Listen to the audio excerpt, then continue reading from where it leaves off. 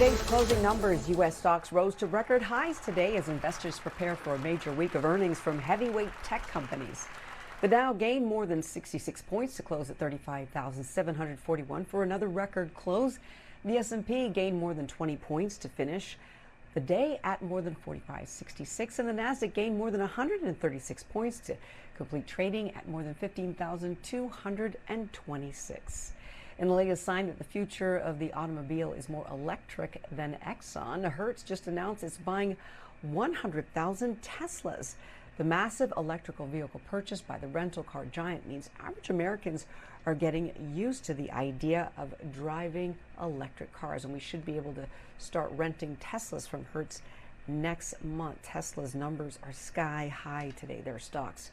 Facebook shares rose more than 2% in extended trading today despite their ongoing problems. Apple threatened to pull Facebook and Instagram out of its App Store 2 years ago. And that's because Apple was concerned people in the Middle East were selling or trading mates on the platform. This is according to documents obtained by the Associated Press. Apple backed down after Facebook promised a crackdown on what basically amounts to human trafficking.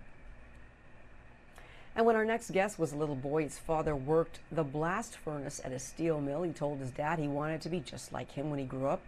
His father said he worked at a steel mill so his son wouldn't have to. Joining us now from New York is Derek Penn. He's the author of the book Diary of a Black Man on Wall Street, From Youngstown, Ohio to the Big Apple. Thank you for joining us, Derek. Quite an interesting read. I'm excited because everybody who knows me, I'm always talking about Wall Street and why, trying to explain why people need to understand what it's all about. So I want you to start by telling us briefly about your book. Well, first of all, Laverne, thank you and BNC for having me.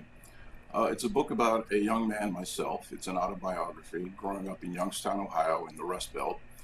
And it's essentially my life story. Not that my story is that interesting, but my story mirrors, I think, the story of a lot of black folks on this planet, certainly black males. It talks about my academic career from grade school all the way through Duke University, which is where I ended for my undergraduate. Through business school, it talks about my athletic career all the way from Little League to Duke University, where I was a football scholarship athlete, to the NFL and CFL, where I spend a little time, about as much time as I have a cup of coffee. But it primarily focuses on my 34 years on Wall Street.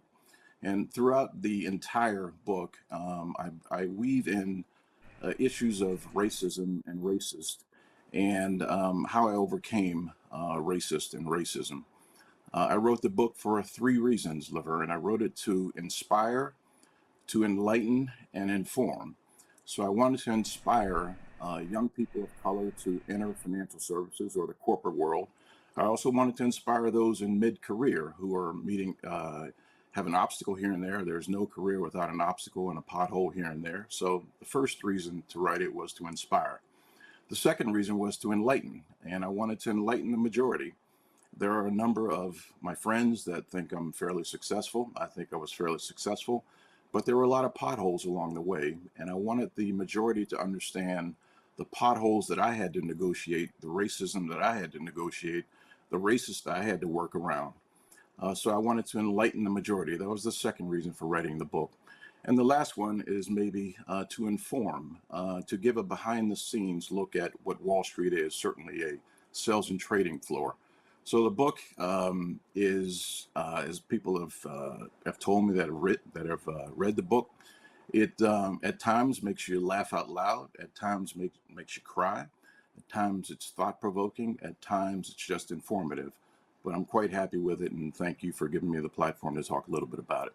Yeah, I'm absolutely excited about the book, but I do want to be able, before you go, I want to make sure you help people understand why they need to understand how Wall Street works. And you being an athlete, I often tell people, if you can understand all those sports scores and memorize all that stuff, you can understand Wall Street.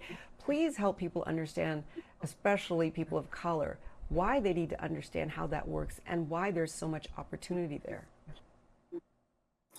Well, Wall Street is the financial engine of America. And if you don't understand it, you can't really participate. That's one reason I went back to business school, because I was totally ignorant about business disciplines. I didn't go back to business school to go to Wall Street. I happened to learn about Wall Street in business school. So if you don't understand the financial system, if you don't understand the Federal Reserve, if you don't understand how mortgage rates work, if you don't understand how to invest, you're behind the eight ball. And too many of us, too many people of color don't understand the financial system, how it works, how it affects you, and how you can leverage it. And that puts you behind the eight ball in a major way. So to understand a little bit about Wall Street is very helpful to even those folks that could care less about the Dow Jones. But you need to understand how finances work, how our financial system works, and how it can work for you, how it works against you. And what's the best way for people to do that? Well, to educate yourself, I educated myself by watching various news channels, watching your channel, watching CNBC and some of the other media entities out there. I read a lot. There are certain newspapers that are, I guess, a basic newspaper is geared for someone with an eighth grade education. So you can read, you don't have to necessarily read the Wall Street Journal, but you can read basic newspapers that explain ins and outs of Wall Street. But you definitely need to educate yourself and understand some tidbits of how Wall Street works. All right, once again, I appreciate you joining us. Derek Penn, Diary of a Black Man on Wall Street. Appreciate your time. Take care.